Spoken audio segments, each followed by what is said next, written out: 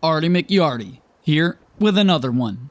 Hey folks, remember those horrific boxwood shrubs that I tore out of this landscape that were overcrowding the window, and all the roots were all going throughout my beautiful St. Augustine grass and robbing all those resources, the things that were size of trees, that how dare they even think to call themselves shrubs. They were trees, for crying out loud. Well, after breaking my back on that one, now we're going to plant ourselves a nice, healthy, small, you guessed it, hydrangea bush. The wife has been asking for hydrangeas for quite some time now, and I'm finally going to do it. What's really cool about it is that they are extremely cold hardy. We're talking negative 30 degrees. Here in northeast Florida, the coldest I've seen it get so far is around, 20 degrees or so, and not for long periods of time whatsoever. So I'm really excited to see these bad boys spread. Right now I'm just putting one, just to test it out, see how it does through this heat of the summer and the rest of the seasons. But it says it goes 4 to 5 feet in width, 4 to 5 feet in height. So let's see this thing fill in underneath the window there. I got more than enough space. I've got probably about 3 or 4 feet of space to that next bush and the AC over there, and another probably about 6-7 feet from the other side all the way to the end of the patio where the outlet you see over there, the chair and the outlet. So I really want to see this bad boy fill in.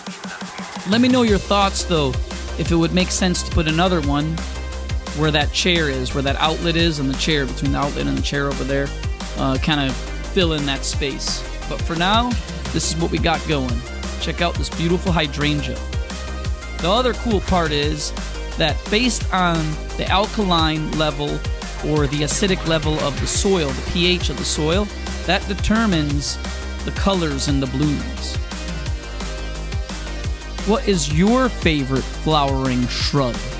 What do you think about hydrangeas? Personally, hydrangeas remind me of one of my favorite movies, The Stepford Wives. Alright folks, stay tuned to the end of the video. There's a little surprise at the end.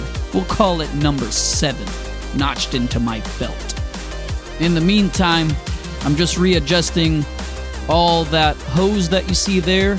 They have little microscopic holes put into it, and every time my sprinkler system goes off, that hose kind of lightly, gently waters all the shrubs throughout the landscape. It's really cool. So I just got those little stakes that I'm just staking it back in and just hiding it into the wood chips.